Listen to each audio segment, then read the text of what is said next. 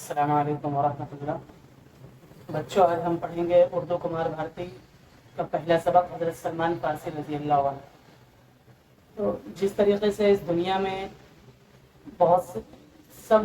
مخلوق میں انبیاء علیہ السلام کو فضیلت حاصل ہے، اسی طریقے سے انبیاء علیہ السلام کے بعد صحابہ کرام رضوان اللہ علیہ مجمعین کو فضیلت حاصل ہے۔ اور صحابہ کرام کی جماعت وہ جماعت ہے جنہوں نے دین حاصل کرنے کے لیے بہت ساری تکلیفیں، پریشانیاں، صعوبتیں برداشت کی ہیں۔ انہی میں ایک نام ہے حضرت سلمان فارسی رضی اللہ عنہ کا، جنہوں نے اس دین کی خاطر بہت ساری تکلیفیں جھیلی ہیں، بہت سفر کیا ہے، بہت مشکلوں سے ان کے پاس دین پہنچا ہے۔ کہ حضرت سلمان فارسی رضی اللہ عنہ کا تعلق جو ہے ایران سے ہے، اور ایران میں جو ہے مجوسیوں نے زرتشتی مذہب کو جو ہے بہت زیادہ پھیلایا ہے۔ یہ زرتشتی مذہب جو ہے یہ پارسیوں کا ایک مذہب ہے،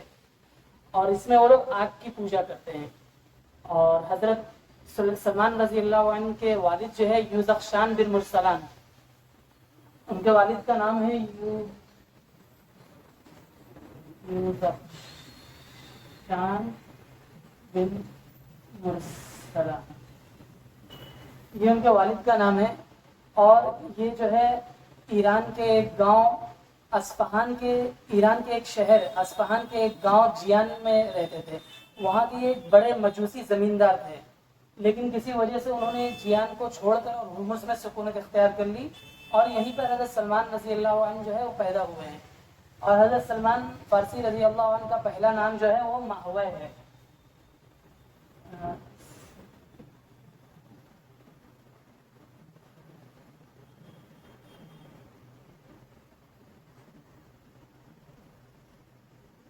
یہ حضرت سلمان فارسی رضی اللہ عنہ کا نام جو ہے پہلا نام ماہوے ہے، اور یہ حضرت سلمان رضی اللہ عنہ جو ہے اپنے والد کے بہت محبوب تھے، اسی وجہ سے ان کا بچپن میں بہت زیادہ خیال رکھا جاتا تھا، اور اسی وجہ سے انہوں نے بہت ہی کم عمر میں مجوسیت کی جو ہے بہت زیادہ تعلیم حاصل کر لی تھی۔ اور آتش کرے جہاں جا کر یہ لوگ عبادت کرتے تھے، وہاں کے ان کو داروغہ بنا دیا گیا تھا کہ اس کی دیکھ بھال سب کام جو ہے حضرت سلمان رضی اللہ عنہ خود کیا کرتے تھے۔ لیکن حضرت سلمان فارسی رضی اللہ عنہ کو اطمینان نہیں تھا اس مذہب پر، یعنی ان کے دل میں ایک تڑپ تھی کہ مطلب یہ مذہب حق نہیں ہو سکتا، حق جو ہے وہ کچھ اور ہے۔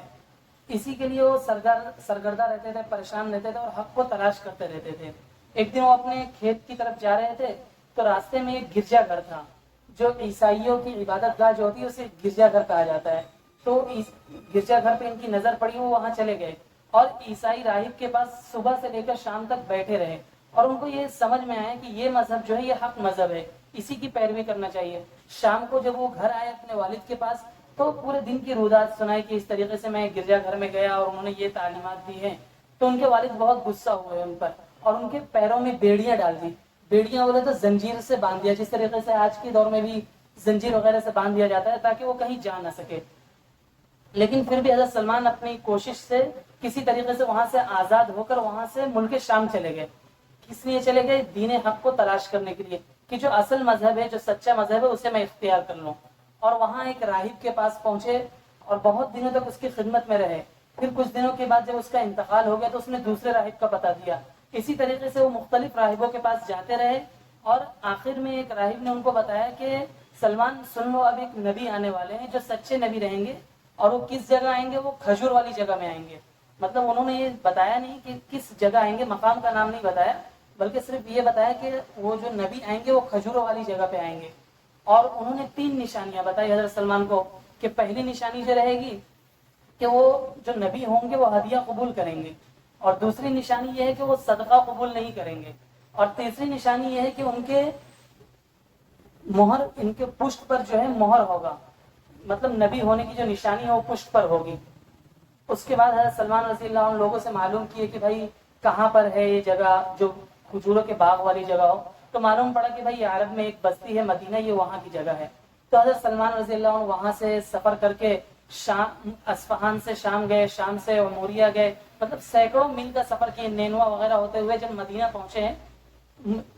مدینے کے راستے میں یہودیوں نے جو ہے ان کو ایک غلام کے ہاتھ بھیج دیا وادی قرا میں۔ یہ مدینے کے قریب ایک بستی ہے، وہاں پر لوگوں نے ان کو زبردستی اپنا غلام بنا لیا، قافلہ والوں نے، اور ان کو ایک یہودی کے ہاتھ فروخت کر دیا۔ پھر اس یہودی نے دوسرے یہودی سے بیچا جو مدینہ کا تھا۔ اس طریقے سے آپ مدینہ تو پہنچ گئے لیکن ایک غلام بن کر پہنچے۔ اور وہاں بھی حق کی تلاش میں تھے، نبی کی تلاش میں تھے، انتظار کر رہے تھے کہ کب اللہ کے نبی صلی اللہ علیہ وسلم یہاں آئیں گے۔ کچھ دنوں کے بعد جب اپنے مالک کے باغ میں کام کر رہے تھے تو کسی نے آ کر بتایا کہ بھائی ایک شخص جو مدینہ سے آئے ہوئے ہیں اور ابھی قبا میں ٹھہرے ہوئے، قبا بھی جو ہے مدینہ سے متصل ایک جگہ ہے، اس جگہ پر ٹھہرے ہوئے ہیں اور وہ جو ہے وہ دین حق کو پھیلا رہے ہیں، اس طریقے سے اسلامی تعلیمات دے رہے ہیں۔ یہ سن کر حضرت سلمان فوراً خوش ہو گئے، جلدی سے نیچے اترے درخت سے اور کانپ رہے تھے کہ کس طریقے سے میں اس نبی کے پاس پہنچ جاؤں اور ان کا دین جو ہے اختیار کر لوں۔ جیسے ہی ان کو موقع ملا وہ گئے اللہ کے نبی صلی اللہ علیہ وسلم کی مجلس میں، اور پہلی مجلس میں جو گئے ہیں تو کچھ کھجور لے گئے ہیں اور انہوں نے دیا ہے کہ یہ لیجیے، یہ میری طرف سے ہدیہ ہے۔ تو اللہ کے نبی صلی اللہ علیہ وسلم نے اسے قبول کر لیا، اس میں سے کچھ تناول فرمایا بھی، کچھ آپ علیہ السلام نے بھی کھایا اور باقی صحابہ میں بانٹ دیا۔ تو حضرت سلمان فارسی کو یقین ہو گیا کہ چلو یہ پہلی نشانی تو پوری ہو گئی۔ پھر دوسرے موقع پر جاتے ہیں دوسری مجلس میں اور پھر کچھ کھجور لے جاتے ہیں اور کہتے ہیں یہ صدقہ کا مال ہے۔ تو اللہ کے نبی صلی اللہ علیہ وسلم نے اس میں سے کچھ نہیں کھایا بلکہ تمام جو ہے صحابہ کرام میں بانٹ دیا۔ تو ان کو خوشی ہوئی کہ چلو یہ دوسری نشانی بھی پوری ہو گئی۔ اب ان کو تیسری نشانی کا انتظار تھا کہ کب تیسری نشانی جو ہے مجھے حاصل ہو۔ تو جب اگلی بار جاتے ہیں تو اللہ کے نبی صلی اللہ علیہ وسلم کے پیچھے بیٹھتے ہیں اور ہوا چلنے کی وجہ سے پیٹ سے جو ہے کپڑا ہٹ جاتا ہے، تو اللہ کے نبی صلی اللہ علیہ وسلم کے جو مہر نبوت تھا، جو نشانی تھی، وہ ان کو نظر آ جاتی ہے۔ وہ فوراً اسے چوم لیتے ہیں اور بہت دیر تک روتے رہتے ہیں، اور ان کو یہ سمجھ میں آ جاتا ہے کہ راہب نے جو 3 نشانیاں دی تھی مجھے کہ اللہ کے نبی جو آئیں گے ان کی یہ 3 نشانیاں ہوگی، اور تینوں نشانیاں مکمل ہو گئی ہے۔ اور اسی مجلس میں حضرت سلمان فارسی رضی اللہ عنہ نے اسلام قبول کر لیا۔ تو حضرت سلمان فارسی رضی اللہ عنہ جو ہے اسی مجلس میں ایمان لے آئے، اور اس کے بعد بھی جو ہے وہ بہت دنوں تک جو ہے اس یہودی کے غلام بنے رہے۔ پھر اللہ کے نبی صلی اللہ علیہ وسلم نے یہودی کو سونا اور دوسری چیزیں دے کر حضرت سلمان فارسی رضی اللہ عنہ کو غلامی سے چھٹکارا دلایا، اور حضرت سلمان فارسی رضی اللہ عنہ کو حضرت ابو دردہ رضی اللہ عنہ کے ساتھ جو ہے مواقعات کرا دیا۔ یہ مواقعات کہتے ہیں بھائی چارے کو۔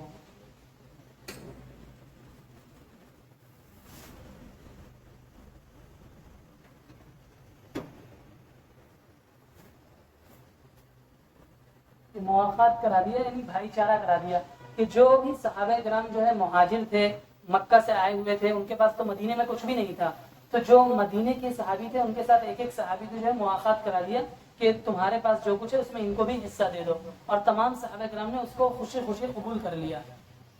تو یہ حضرت ابو دردہ رضی اللہ عنہ کے مواقعات بھائی بن گئے۔ اب حضرت ابو دردہ رضی اللہ عنہ جو ہے بہت زیادہ عبادت کرتے تھے، اور اس عبادت کی وجہ سے جو ہے گھر والوں پر دھیان نہیں دے پاتے تھے، رات میں سونا کم کر دیتے تھے۔ تو اس پر حضرت سلمان رضی اللہ عنہ نے حضرت ابو دردہ سے کہا کہ ابو دردہ کہ تم جو ہے گھر والوں کا بھی خیال رکھو کہ ان کا بھی تم پر حق ہے، اور رات کو سویا کرو کہ یہ بھی تمہارا سونا جو ہے یہ بدن وغیرہ کا حق ہے تم پر، کہ ان تمام حقوق کو پورا کرو۔ اور جب اللہ کے نبی صلی اللہ علیہ وسلم کے پاس صبح میں تشریف لے جاتے ہیں دونوں صحابی، تو اللہ کے نبی صلی اللہ علیہ وسلم نے فرمایا کہ ابو دردہ سلمان جو ہے تم سے دین میں بڑھے ہوئے ہیں، یعنی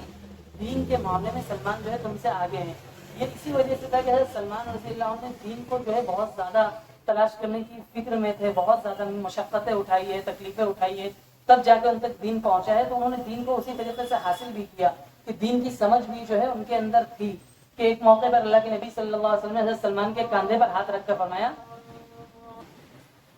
ایک مرتبہ صحابہ کرام رضوان اللہ علیہ اجمعین کی مجلس تھی اور حضرت سلمان فارسی بھی وہیں تشریف فرما تھے، تو اللہ کے نبی صلی اللہ علیہ وسلم نے ان کے کاندھے پر ہاتھ رکھ کر فرمایا کہ فارس کا ایک شخص ہے کہ اگر علم سریا پر بھی ہو تو وہ شخص وہاں سے حاصل کر لے گا۔ اسی طریقے سے حضرت سلمان رضی اللہ عنہ کے حق میں بہت ساری حدیثیں ہیں کہ اللہ کے نبی صلی اللہ علیہ وسلم نے ارشاد فرمایا کہ سلمان جس سے ناراض ہو جائے تو اللہ تعالیٰ بھی اس سے ناراض ہو جاتے ہیں۔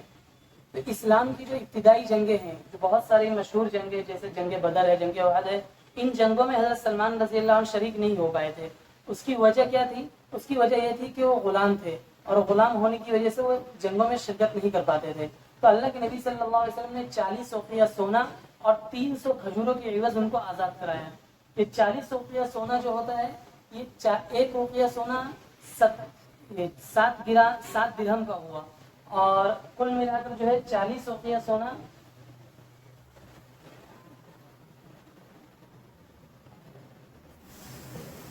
40 اوقیہ سونا جو ہے 126.8 گرام ہوا۔ مطلب اتنا سونا اور 300 کھجور اللہ کے نبی صلی اللہ علیہ وسلم نے اس یہودی کو دیا، تب جا کے انہوں نے حضرت سلمان فارسی رضی اللہ عنہ کو آزاد کرایا۔ اس کے بعد کی جو جنگیں ہیں، مطلب جب وہ آزاد ہو گئے اس کے بعد تمام جنگوں میں انہوں نے شرکت کی ہے، اور ایک مشہور جنگ ہے غزوہ خندق، کہ اس موقع پر جو ہے مدینہ کو چاروں طرف سے گھیر لیا گیا تھا، مطلب یہودی ہوں کفار ہوں تمام لوگ یکجا ہو گئے تھے کہ کس طریقے سے مسلمانوں کو ختم کر دیا جائے۔ تو اللہ کے نبی صلی اللہ علیہ وسلم نے صحابہ کرام سے مشورہ لیا کہ کس طریقے سے ہم جنگ لڑیں، تو سب لوگوں نے الگ الگ مشورہ دیے، اور حضرت سلمان فارسی رضی اللہ عنہ جو ایران سے آئے ہوئے تھے، اور وہاں جو حکومت تھی ساسانی حکومت تھی، یہ حکومت جو ہے اسی لیے مشہور تھی، ان کا یہ ماننا تھا کہ بھائی جنگ کے میدان میں سب سے بڑے ہم ہیں، یعنی ہمارے سے آگے کوئی نہیں ہے، تو اس وجہ سے ان کے پاس جو ہے زیادہ تجربات تھے۔ اور یہ ساسانی حکومت جو ہے ایران کے جو حکمرانوں کا آخری خاندان ہے وہاں سے شروع ہوتا ہے،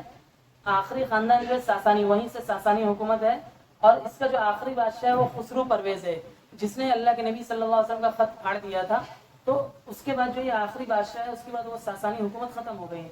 تو اسی وجہ سے حضرت سلمان فارسی رضی اللہ عنہ کو جو ہے جنگ کا تجربہ زیادہ تھا، تو انہوں نے مشورہ دیا کہ مدینہ کے چاروں جانب جو ہے بڑی بڑی خندق کھود دی جائے، جو گہری بھی ہو اور بڑی بھی ہو، کہ اگر گھوڑا بھی چاہے تو اس کو پار نہ کر سکے۔ تو ان کے مشورے پہ بڑی بڑی خندق چاروں طرف کھود دی گئی، اور اسی وجہ سے اس جنگ کا نام جو ہے غزوہ خندق رکھا گیا۔ اسی طریقے سے ایک اور جنگ میں حضرت سلمان فارسی رضی اللہ عنہ نے منجیق کے استعمال کا مشورہ دیا، کہ منجیق کہتے ہیں جو غلیل کی طرح ہوتا ہے، اس میں بڑے بڑے پتھر باندھ کے دوسری طرف پھینکا جا سکتا ہے۔ تو یہ ان کی صلاحیتیں تھیں کہ جو حضرت سلمان فارسی رضی اللہ عنہ جو ہے وہ جنگ میں بھی بہت ماہر آدمی تھے۔ اس کے بعد جب حضرت عمر فاروق رضی اللہ عنہ کا زمانہ آیا تو اس زمانے میں بھی انہوں نے بہت ساری جنگوں میں حصہ لیا ہے، اور جب ایران پر حضرت عمر فاروق رضی اللہ عنہ نے حملہ کیا ہے اس جنگ میں یہ بھی شامل تھے۔ انہوں نے پہلے تو ہے لوگوں کو سمجھایا کہ لوگوں میں بھی تم میں سے ہی ہوں، جس طریقے سے میں ایمان لایا اسلام لایا میری عزت کرتے ہیں میری تکریم کرتے ہیں، اگر تم ایمان لے آؤ تو تمہاری بھی اسی طریقے سے عزت کی جائے گی، مطلب یعنی بھید بھاؤ نہیں کیا جائے گا کہ تم نئے مسلمان ہو پرانے مسلمان، یعنی تم بھی ایمان لے آؤ ہمارے ساتھ شامل ہو جاؤ تمہاری بھی وہی عزت ہوگی۔ لیکن وہ لوگ نہیں مانے اور جنگ کی، اور اس جنگ میں وہ لوگ ہار گئے۔ اور جب حضرت سلمان فارسی رضی اللہ عنہ کا سن 33 ہجری میں انتقال ہونے لگا تو وہ رونے لگے، تو حضرت سعد رضی اللہ عنہ نے ان سے پوچھا کہ آپ کیوں رو رہے ہیں؟ تو انہوں نے کہا کہ اللہ کے نبی صلی اللہ علیہ وسلم نے ارشاد فرمایا کہ اے سلمان دنیا میں اس طریقے سے رہو جس طریقے سے مسافر رہتا ہے، یعنی مسافر کے پاس تھوڑا بہت سامان رہتا ہے، بس اتنا ہی سامان رہتا ہے جتنا اس کو دوران سفر ضرورت پڑے۔ تو وہ صحابی کہتے ہیں کہ میں نے دیکھا کہ حضرت سلمان کے پاس کیا تھا، ایک بڑا کٹورا تھا اور ایک دو چیزیں اور تھیں، بس اس کے علاوہ ان کے پاس کچھ بھی نہیں تھا، پھر بھی وہ رو رہے تھے کہ میں اتنا زیادہ سامان جمع کر لیا ہوں اور اپنے محبوب صلی اللہ علیہ وسلم کو کیا چہرہ دکھاؤں گا۔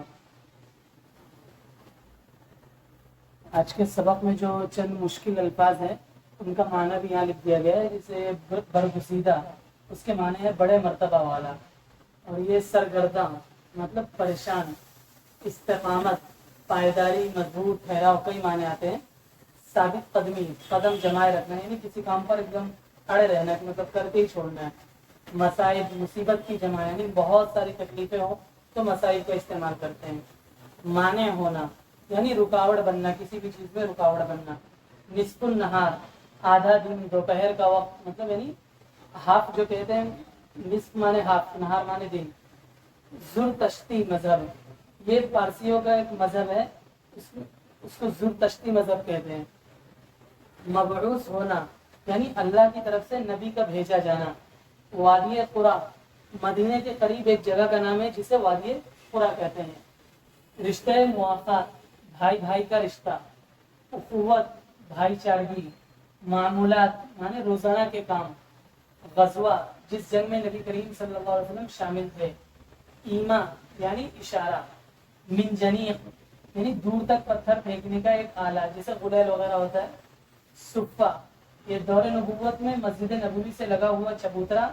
جس پر غریب صحابہ قیام فرماتے اور تعلیم حاصل کرتے تھے، تو ان صحابہ کو کیا کہتے ہیں؟ اصحاب صفہ مطلب صفہ والے،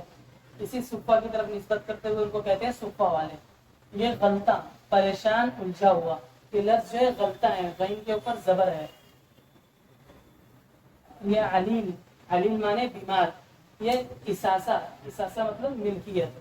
تو آج کے سبق میں اپنے حل ہو گیا ہے اور بھی اگر کوئی لفظ ہو یا کوئی بات اگر آپ کو پوچھنی ہو تو آپ کمنٹ میں آ کر ہم سے پوچھ سکتے ہیں، اور اپنے دوستوں تک ہماری اس ویڈیو کو شیئر کریں۔ شکریہ۔